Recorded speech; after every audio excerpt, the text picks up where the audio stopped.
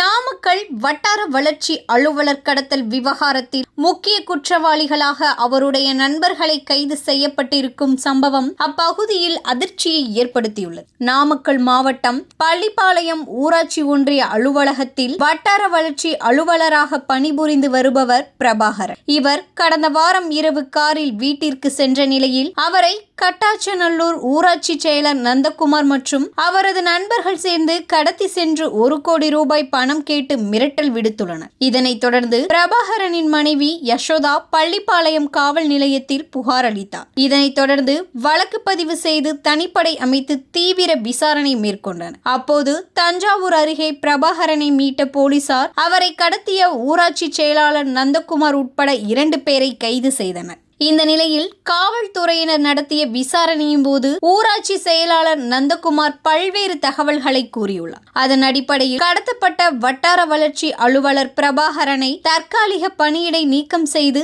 திட்ட அலுவலர் இன்று அதிரடி உத்தரவிட்டார். இதனைத் தொடர்ந்து திட்ட பணிகளின் முறைகேடுகள் நிகழ்ந்துள்ளனவா என்பது குறித்து கண்டறிவதற்காக 10க்கும் மேற்பட்ட அதிகாரிகள் பள்ளிப்பாளையம் ஊராட்சி ஒன்றிய அலுவலகத்தில் ஆவணங்களை ஆய்வு செய்து வருகின்றனர். இதனால் ஊராட்சி ஒன்றிய அலுவலகத்தில் பரபரப்பு நிலவியது.